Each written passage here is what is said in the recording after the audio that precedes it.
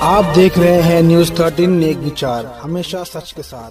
वसोवा विधानसभा में आज शिवसेना उबाठा के युवा नेता आदित्य ठाकरे आए हारून खान और मशाल को वोट देने की अपील की और बीजेपी और शिवसेना शिंदे पे भड़के। कहा कि अगर हमारी सरकार आई तो बहनों को 3000 रुपये हर महीना, 1 साल में 4 सिलेंडर फ्री और बेस्ट की बसों में महिलाओं के लिए फ्री यात्रा का वादा किया। और क्या कहा आदित्य ठाकरे ने, सुनिए। चालू आहे, आम्ही देखील वेळ पाळून थोडा प्रयत्न करत आहोत। आमच्या मागोमाग निवडणूक आयोग हल्ली सगळीकडे येतं आणि आज वर्सोमध्ये आल्यानंतर हारूनजीसाठी प्रचार करत आहे, आपल्या मशालीसाठी प्रचार करत आहे। पण मी मनापासून कौतुक करीन ते मंचावर 2-3 आमचे जे व्यक्ती आहेत, नेते आहेत, राजुलताई आहेत, शैलेशजी आहेत, चंगेशजी आहेत, त्यांचं मनापासून कौतुक करेन मी, कारण त्यांनी देखील समजूतपणा दाखवला, समजूतदारपणा दाखवला आणि हारूनजींच्या मागे उभे राहिले। त्यांनी देखील ठरवलेलं आहे की ही लढाई वैयक्तिक नाही आहे, ही लढाई स्वतःसाठी नाही आहे, ही लढाई आज महाराष्ट्रासाठी, आज मुंबईसाठी आहे। आज इथे मी खूप मोठ्या संख्येत महिला बघतच, महिलांनी जरा हात करतून मला आशीर्वाद द्यावे। आहेत ना तुमच्यासोबत आशीर्वाद? कारण हेच आशीर्वाद फार महत्त्वाचे राहणार आहेत।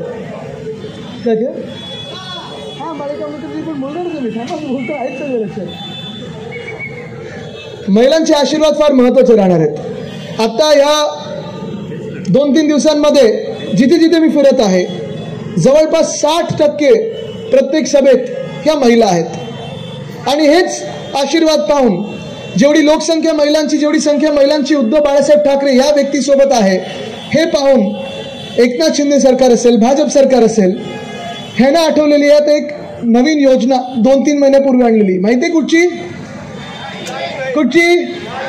लाडकी बहीण, लाडली बहीण। आता ह्या योजनेत किती रुपये तुम्हाला मिळतात? मी जरा या कॅमेरामॅनला विनंती करेन, आपण बसून घ्या ना, कॅमेरा सेट करून बसून घ्या, मला तुम्ही दिसत नाहीयेत।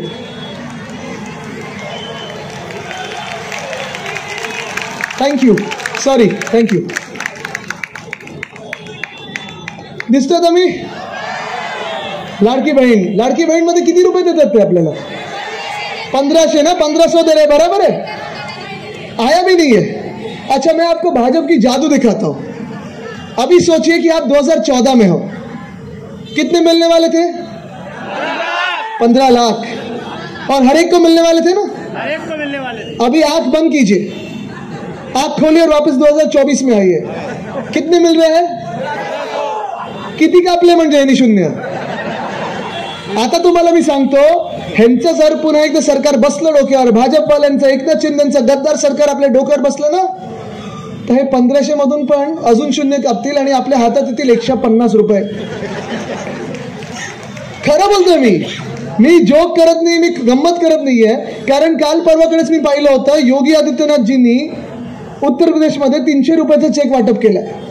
300 रुपयाचं चेकचं वाटप होतोय, पण आज उद्धव साहेबांनी सांगितलेलं आहे की आपल्या महाराष्ट्रातल्या महिलांना सिर्फ 1500 नहीं तो दुगना करके देंगे, 3000 रुपए हर एक महिला को मिलने वाले हैं और हर एक महीना मिलने वाले हैं।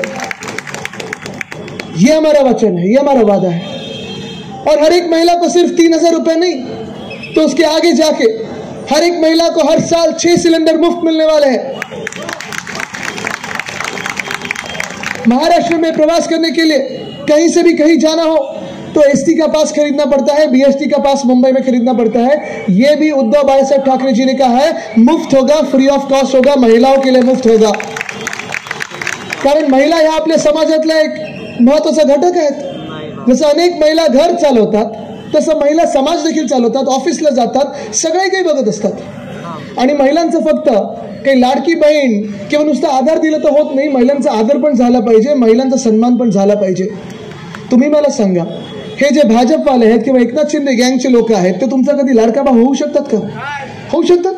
नाही होऊ शकत। ज्या लोकांनी, ज्या नेत्यांनी, ज्या गुंडांनी महिलांचा अपमान केलेला आहे, महिलांना शिवीगाळ केलेली आहे, अनेकदा मी पाहिले टीव्हीवर, कधी अब्दुल सत्तार असतील, कधी संजय राठोड असतील, महिलांवर काही अत्याचार करण्याचे आरोप होतात। अब्दुल सत्तार कधी सुप्रियाताई सुळेंना शिव्या देतात। हे सगळे लोक जे महिलांना शिवीगाळ करतात, जे महिलांचा बलात्कार करतात, जे महिलांवर अत्याचार करतात, हे सगळे लोक हे तुमचे लाडके भाऊ होऊ शकतात? ते महाडिक कोल्हापूरचे तिथे ते बोलतात मला फोटो काढून पाठवा की कुठची महिला जाते आणि काँग्रेसच्या रॅलीमध्ये उभी राहते. मी आज तर सांगतोय महाडिक साहेब, तुम्ही भले भाजपाचे नेते असाल, महाडिक साहेब भलेही तुमच्या हातात आता सत्ता असेल, पण ही सत्ता पुढच्या आठवड्यापर्यंत आहे. सरकार आमचं येतंय, इथे मस्ती दाखवून चालणार नाही. महिला जे काही तुमचं करायचं भर चौकात केल्याशिवाय राहणार नाहीत. हेच लोक आहेत भाजपवाले, हेच प्रधानमंत्री महोदय मोदी साहेब जे कर्नाटकामध्ये जातात आणि रेवण्णा नावाच्या एका राक्षसासाठी प्रचार करतात. त्या रेवण्णांनी जवळपास 2000 महिलांचा बलात्कार केलेला आहे, व्हिडिओ काढलेले आहेत आणि प्रधानमंत्री महोदय त्यांच्यासाठी जाऊन प्रचार करतात. ह्या भाजपासाठी तुम्ही मतदान कधी करू शकाल? करू शकाल? आणि हीच ती भाजप आहे ज्यांनी गौरी लंकेशच्या खुन्यांना स्वतःच्या पक्षात घेतलं, एकनाथ शिंदेनी स्वतःच्या पक्षात घेतलं. आणि हीच ती भाजप आहे ज्यांनी बिल्किस बानोचा ज्यांनी बलात्कार केला होता, तिच्या 3 वर्षाच्या मुलीला डोळ्यासमोर चिरेटून मारून टाकलं होतं, त्या खुनी लोकांना, त्या बलात्कारी लोकांना जेलमधून बाहेर काढलं, स्वतःच्या पक्षात घेतलं आणि प्रचारात फिरवलं. हे कधी तुमचे लाडके भाऊ होऊ शकतात? कधी तुम्ही कमळावर मतदान करू शकतात? आपली जी शिकवण आहे, आपली जी भूमिका नेहमीच राहिली आहे, माझे आजोबा म्हणजे शिवसेना प्रमुख वंदनीय हिंदू सम्राट बाळासाहेब ठाकरे यांनी सांगितलेलं आहे की प्रत्येक महिलेचा सन्मान झालाच पाहिजे, तिची जात कुठची असो, तिचा धर्म कुठचा असो. आणि जो बलात्कारी असेल, जातपात धर्म न पाहता त्या बलात्काराला फाशीवरच चढवलं पाहिजे. हे आपलं हिंदुत्व आहे आणि हे साफ विचार घेऊन आपण पुढे चाललेलो आहोत. आज तुमच्यामध्ये आल्यानंतर संपूर्ण महाराष्ट्राची एक जो उत्साह पाहत आहे मी, जो जल्लोष पाहत आहे, जो एक साधारणपणे वातावरण पाहत आहे की येणार सरकार आपलं महाविकास आघाडीचं आहे. मी आज तुम्हाला विचारत आहे, त्या महाविकास आघाडीच्या सरकारमध्ये तुम्ही हरुणजींना आमदार म्हणून पाठवणार की नाही पाठवणार? पण त्यांची गरज आहे आपल्याला. प्रत्येक मुंबईतून व्यक्तीची गरज आहे, प्रत्येक आमदाराची गरज आहे. जिथे मशाल असेल तिथे मशाल, जिथे हात असेल तिथे हात, तुतारी असेल तिथे तुतारी. पण ह्या मतदारसंघातून हरुणजींची गरज आहे. कारण आज जे आपण पाहतोय मुंबईमध्ये एकंदर आपण मुंबईकर म्हणून जगत असतो, अभिमानाने जगत असतो, स्वाभिमानाने जगत असतो. याच मुंबईमध्ये प्रत्येक धर्माचे लोक आहेत, प्रत्येक जातीचे लोक आहेत, प्रत्येक समाजातले लोक आहेत. या देशभरातून अनेक लोक आपल्या मुंबईमध्ये येतात, एक सपना लेके आते हैं कि मुझे कभी ना कभी तो रोजगार मिलेगा, कभी ना कभी कोई नौकरी मिलेगी. लेकिन आप सारे जो यहाँ मुंबईकर बैठे हुए हैं, कितने सालों से आप मुंबईकर हैं? बाय बर्थ सब बचपन से यही मुंबईकर है ना. मैं आपको सवाल पूछता हूं कि आपको इस मुंबई में खुद का घर होना ये सपना है कि नहीं आपका? है? तो ये घर का सपना कभी आपको फ्री घर मिलेगा क्या? आप अगर मंत्रालय जाओ और एकनाथ शिंदे जी से बोलो कि मेरा नाम अदानी नहीं है, मेरा नाम ये है, आपको फ्री घर मिलेगा? 1 स्क्वायर फुट मिलेगा फ्री? लेकिन इसी मुंबई में जैसे अदानी जी को जमीनें मिलती जा रही है, 1080 एकड़ इसी मुंबई के धारावी पुनर्विकास के नाम पे जो मिलती जा रही है, वो सही है गलत, ये मुझे आप बताएंगे. अगर मेरे मुंबई में किसी को काम करना होगा, मेरे मुंबई में किसी को आके कुछ धंधा करना होगा, बिजनेस करना होगा, दुनिया के सबसे बड़े अमीर आदमी में जाना होगा, आइए बनिए, दुनिया के सबसे बड़े अमीर आदमी बनिए, सबसे अमीर बनिए. ये दिल मुंबई का बड़ा है. लेकिन अगर आप मेरे मुंबई को लूटने वाले हो, मेरे मुंबई को तोड़ने वाले हो, मेरे मुंबई से उसका हिस्सा छीनने वाले हो, तो मुझे आपके सामने खड़ा रहना पड़ेगा और मुंबईकरों के हक के लिए लड़ना पड़ेगा. मैं लड़ूंगा. मैं सिर्फ आपसे इतना पूछने आया हूं कि आप मेरे साथ खड़े रहेंगे कि नहीं रहेंगे? मेरे साथ में जो लड़ाई लड़ रहा हूं मैं, उस लड़ाई में साथ में आके लड़ेंगे कि नहीं लड़ेंगे? क्योंकि ये लड़ाई सबसे अहम है. ये लड़ाई, ये जो चुनाव है, ये ना शिवसेना के अस्तित्व की है, ना राष्ट्रवादी कांग्रेस के अस्तित्व की है. ये लड़ाई जो है ये अपने महाराष्ट्र के अस्तित्व की है. ये लड़ाई मुंबई के अस्तित्व की है. ये चुनाव ये तय करेगा कि अपना नाम महाराष्ट्र रहेगा या अदानी राष्ट्र बन जाएगा. अदानी से कोई मेरा झगड़ा नहीं है, हम भी पहचानते हैं अदानी जी से, अदानी जी को बहुत सालों से पहचानते. लेकिन मैं उनसे यही कहना चाहता हूं कि आप मेरे मुंबई को लूटिए मत. ये जो मुंबईकर की जनता है, मुंबई की जनता है, ये बड़े दिल वाले हैं. आइए, इनका दिल जीतिए, इनका मन जीतिए, इनके लिए काम करिए, इनके लिए सेवा कीजिए. बहुत बड़े अमीर आदमी इस मुंबई में रहते हैं, बड़े बड़े इंडस्ट्रियलिस्ट रहते हैं, लेकिन उनका नाता इस मुंबईकर से, इस मिट्टी से है, क्योंकि वो मुंबईकर अपने को समझते हैं. कुछ छीना नहीं उन्होंने यहां से. लेकिन पिछले 2 सालों में जो एकनाथ शिंदे की सरकार है, भाजपा की सरकार है, क्या क्या छीन के लेके गए?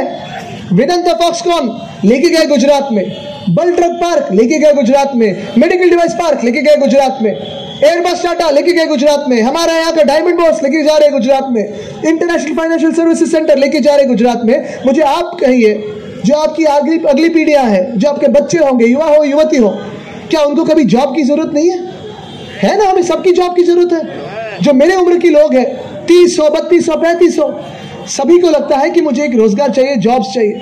और यही जॉब अगर गुजरात जाए तो दुख नहीं होगा तो क्या होगा? गुजरात से भी कोई झगड़ा नहीं है। गुजरात को अगर उनका कुछ मिल रहा हो अच्छा है, कश्मीर को कुछ मिल रहा हो अच्छा है, केरळ को कुछ मिल रहा हो अच्छा है, लेकिन मेरे हक्क मत छीनो। आणि आज हीच लढाई आपण पुढे नेत असताना आपल्याला हे ठरवायचं आहे की आपलं राष्ट्र, आपलं राज्य महाराष्ट्र म्हणून आपण जगणार की अदानी राष्ट्र म्हणून करणार। अदानीला जे काही मिळत आहे, एका बाजूला धारावी आहे, दुसऱ्या बाजूला कोळीवाड आहेत। मला वाटतं इथे पण कोळीवाडा आहे ना पण साहेब, इथे आहे वर्सोवा कोळीवाडा आहे। आणि कोळीवाडा वर्सोवाचा असताना जर ड्राफ्ट हाऊसिंग पॉलिसी कोणी पाहिली असेल तर त्या वर्सोवा कोळीवाड्याला देखील हे ना आपल्या आवडत्या बिल्डरला द्यायचंय आणि हे ना अदानीला द्यायचंय। महाराष्ट्रात 7 जिल्ह्यामध्ये कोळीवाडे आहेत, मुंबईत अनेक मतदारसंघांमध्ये कोळीवाडे आहेत, पण एका तरी भाजपच्या आमदारांनी तुम्ही ऐकले की ह्या कोळीवाड्याच्या रक्षणासाठी उभं राहिलेलं? ऐकले? नाही ऐकले। कारण ह्यांनी ठरवलेलं आहे, भाजप सरकारने ठरवलं, एकनाथ शिंदे सरकारने ठरवलंय की हे सगळे कोळीवाडे घ्यायचे आणि क्लस्टर डेव्हलपमेंटमध्ये टाकायचे। SRAचं दुसरं गोंडस नाव म्हणजे क्लस्टर डेव्हलपमेंट। आजपर्यंत आपण कोळीवाडे म्हणून असू, गावठाणा म्हणून असू, एकरांवर पसरलेले हे कोळीवाडे आहेत, एकरांवर पसरलेले हे गावठाणा आहेत, हे ना सगळ्यांना 1-2 स्क्वेअर फुटाच्या बिल्डिंग्समध्ये आणायचे आहेत। आणि हेच जर तुम्ही करून देणार असाल तर आणि तरच भाजपला मतदान करा। पण आपली जर गावठाणा आणि कोळीवाडे सुरक्षित ठेवायचे असतील, आपले हक्क अबाधित ठेवायचे असतील तर तुम्हाला मशालीवरच मतदान करायला लागेल।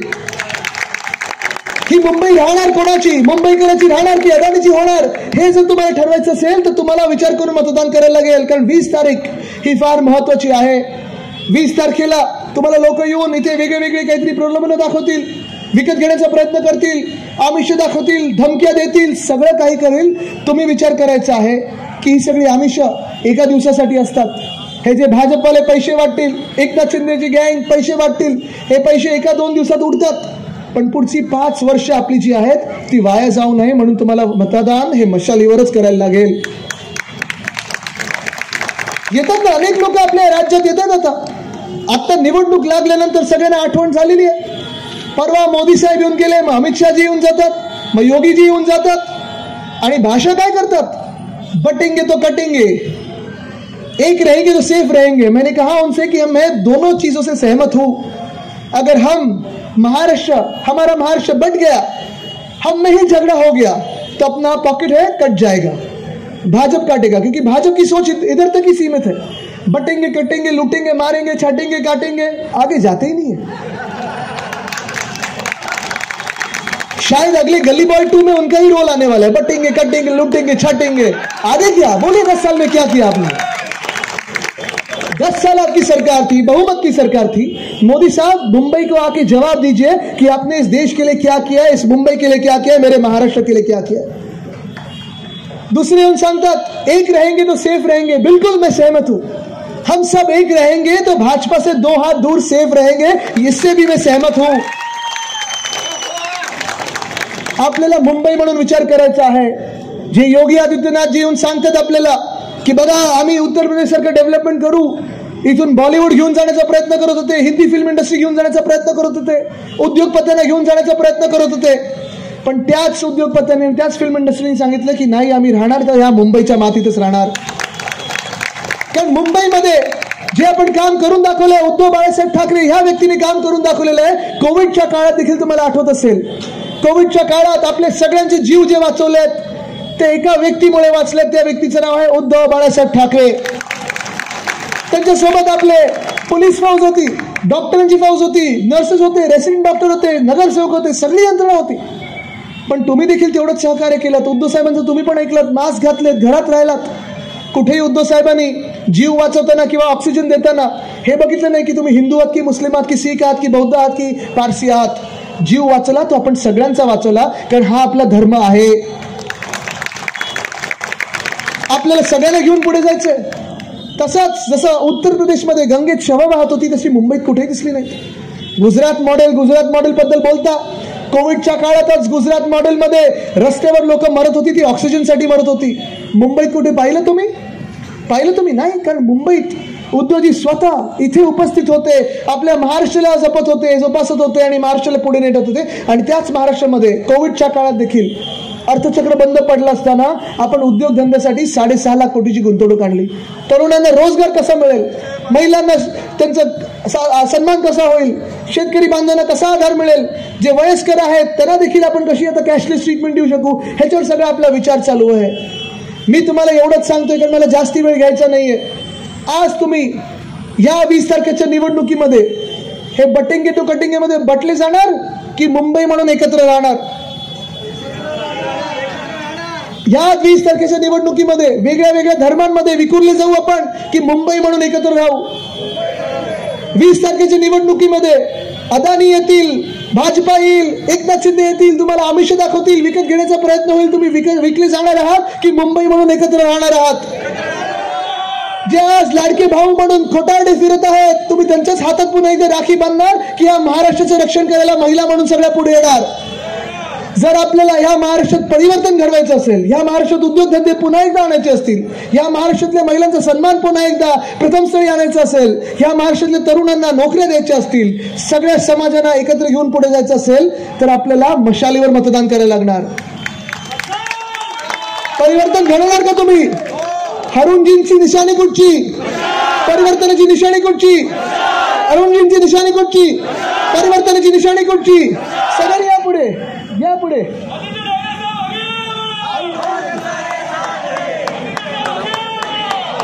आमची सगळ्यांची निशाणी कुठची? आमची सगळ्यांची निशाणी कुठची? आमची सगळ्यांची निशाणी कुठची? मुंबईची निशाणी कुठची? महाराष्ट्राची निशाणी कुठची? तुमची आमची निशाणी कुठची? परिवर्तनाची निशाणी कुठची? महिलांसाठी निशाणी कुठची? मुंबईकरांसाठी निशाणी कुठची? तरुणांसाठी निशाणी कुठची?